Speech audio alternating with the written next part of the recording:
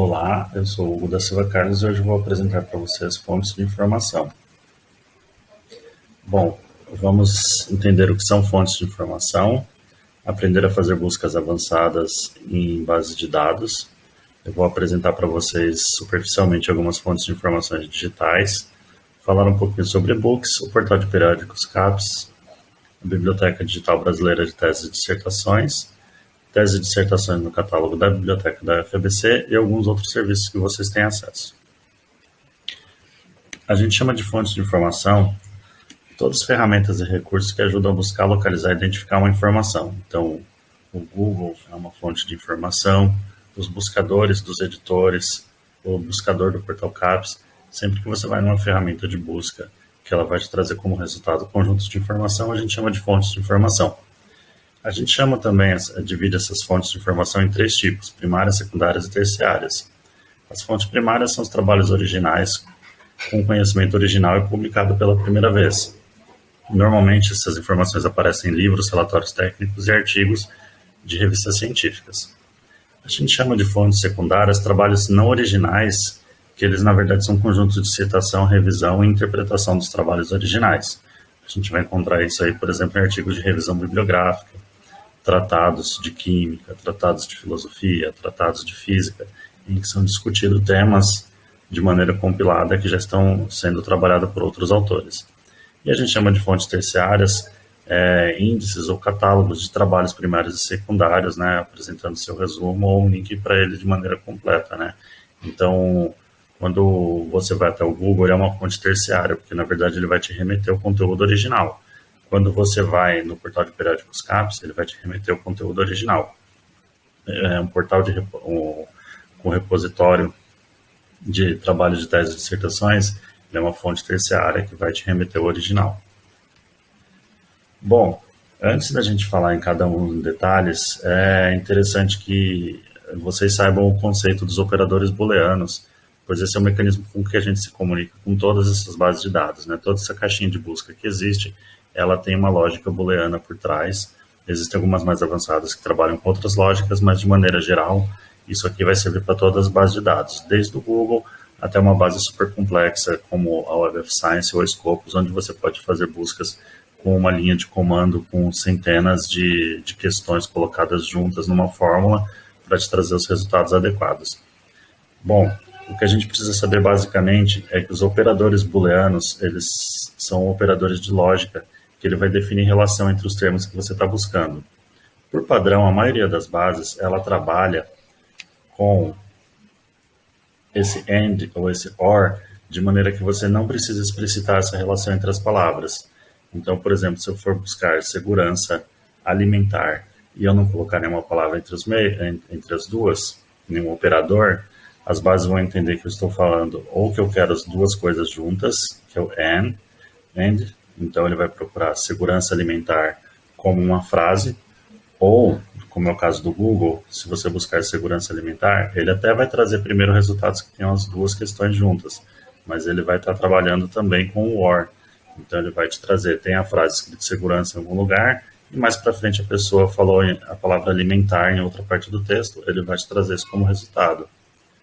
Um terceiro operador, que esse normalmente você precisa explicitar ele em todas as bases, né, é o comportamento normal, é o NOT. Então, eu quero tudo sobre segurança, mas eu não quero a palavra alimentar. Então, eu uso um operador NOT. O operador ele vai mudar a expressão, o jeito que usa ele muda de uma base para outra. Mas, normalmente é isso, ele vai ser um símbolo ou uma expressão de negação de uma das palavras que você colocou no buscador. Isso faz bastante diferença. Vamos a esse exemplo aqui. Se eu procurar travel and, põe o operador tourism, ele vai me trazer as duas palavras juntas, tá? Então ele vai me trazer sempre essa expressão com uma proximidade, sem nenhum espaço entre as duas. Então, travel tourism. Se eu colocar o operador or, ele vai me trazer documentos que contenham só uma das palavras, só outra das palavras, ou ambas as palavras. Agora, se eu negar, eu não quero a palavra turismo, ele vai me tirar dos resultados de busca todas as vezes que tiver a palavra turismo próximo de travel. E aí eu posso deixar minha expressão de busca mais complexa. Então aqui eu estou usando travel e turismo como sinônimos, então tanto faz se aparecer um ou outro para mim, E um terceiro que eu estou usando é web. Então, sempre que tiver a combinação travel and web, ele me traz. Sempre que tiver a combinação tourism and web, ele me traz esse resultado.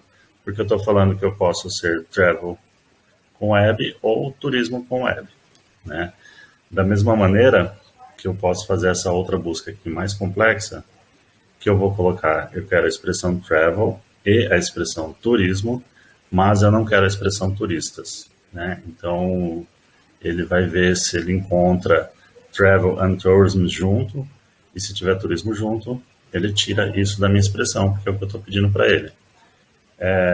Você tendo essa noção geral de que todas as bases operam assim, quando você entra no site de uma base de dados que tem um buscador e tem uma opção de busca avançada, vai sempre ter algum ícone, algum símbolo, alguma palavra lá como um help, um tips, né, dicas para você fazer buscas avançadas. Ele vai te ensinar como usar esses operadores, às vezes até mais outros, nessa base. Então, você tendo a noção de que a lógica funciona dessa maneira, você lê quais são os operadores, fica fácil você fazer uma busca mais refinada, para não ficar encontrando coisas que você não quer. Bom, aqui nessa tela eu tenho alguns exemplos de editores que fornecem artigos, fornecem enciclopédias, fornecem fontes de informações acadêmicas, as quais a gente tem acesso através da UFABC. Para todos esses, a gente em algum momento vai ter vídeo específico deles, alguns a gente já tem, tá? Um que é interessante, a gente começar o portal de periódicos da CAPES, que é através do qual a gente tem acesso à maioria desses outros recursos, principalmente se a gente estiver fora da universidade. Então, a gente tem vídeo específico explicando como usar o portal CAPES. É uma ferramenta interessantíssima, porque dela vai derivar que você consegue usar todas essas outras, tá? Porque ela vai dar a nossa autenticação de acesso a esses conteúdos que são pagos. Essas editoras, EBSCOhost, Wiley, Springer, Cengage, a gente tem acesso a conteúdos pagos deles, tanto pelo portal de periódicos CAPES, quanto pela própria UFABC. Mas você entrando pelo portal de periódicos, ele vai entender que você é da UFABC e já vai te mostrar os dois tipos de conteúdo ao mesmo tempo, tá bom? Esse aqui que a gente chama de Sofia Biblioteca é o catálogo da biblioteca. Vai te identificar os itens que a gente tem fisicamente na biblioteca e também alguns outros itens digitais que a gente tem por conta da biblioteca expostos no catálogo. Ao entrar no site da biblioteca, portal.biblioteca.edu.br, você tem alguns ícones na lateral que vão te levar a alguns recursos, tá? Entre eles, esses e-books que eu comentei da tela anterior, você vai ter acesso a eles por aqui, tá? Você vai clicar em recursos eletrônicos e vai ter acesso. Cada um deles tem instruções específicas.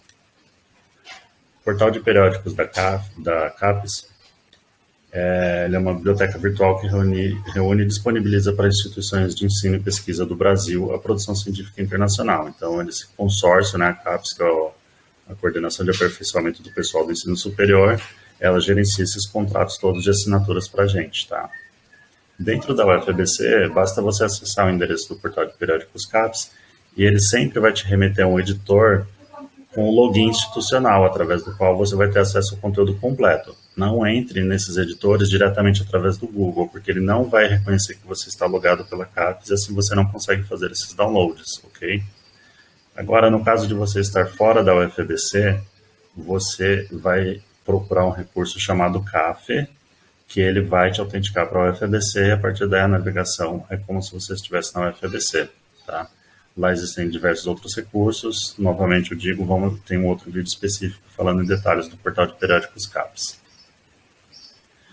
Um outro recurso interessantíssimo de se ter acesso é a Biblioteca Digital de Teses e Dissertações, tá? Essa é a iniciativa que reúne as teses e dissertações disponíveis em todas as instituições participantes, que tem mais de 115. Você vai ter num buscador só acesso às teses e dissertações de todas essas instituições. A UFABC, inclusive, participa disso. Então, fazendo uma busca na BDTD, que você encontra no endereço bdtd.ibict.br, você vai conseguir localizar teses e dissertações defendidas em todas essas instituições. Também no catálogo da biblioteca, você vai ter acesso a diversos conteúdos, tá? Então, você acessa biblioteca.fabc.edu.br e você vai ter tantos livros físicos como digital.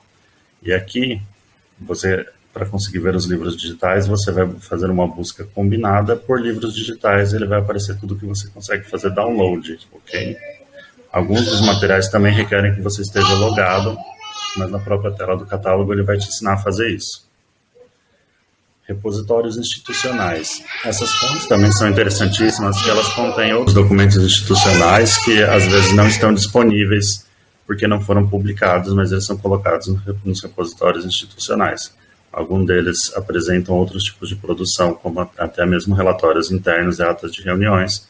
Aqui a gente tem um exemplo de alguns deles, tá? Normalmente as universidades têm esse tipo de repositório. Um outro serviço interessante é que às vezes você encontra referência a um material que não está disponível online e você precisa conseguir um acesso a esse material para avançar sua pesquisa. Para isso a gente tem o serviço de comutação bibliográfica. Vocês conseguem isso entrando no portal da biblioteca fazendo solicitação por e-mail, né? Então, você solicita por e-mail e a gente localiza alguma outra biblioteca que tem esse material e entregue. Eles vão digitalizar o material e mandar. Um outro recurso interessante é que muitos trabalhos eles dependem de ser feitos em cima de normas técnicas. A UFABC assina essa plataforma chamada Target GED Web, onde é possível você ter acesso a inúmeras normas NBR do Mercosul. Também teremos um vídeo específico explicando em detalhes como fazer o uso dessa plataforma. Outro serviço que a biblioteca oferece é o empréstimo entre bibliotecas. Você pode solicitar um livro de outra biblioteca e como você é usuário da nossa biblioteca, a gente faz uma certificação de que você pode pegar esse material nessa outra instituição, tá? Então, para mais detalhes disso também, você pode ver no portal da biblioteca. Para mais informações, entre em contatos, tá? Tem mais contatos nossos no site, no portal da biblioteca ou no endereço da divisão técnica. E é isso, gente. Até um próximo vídeo. Tchau.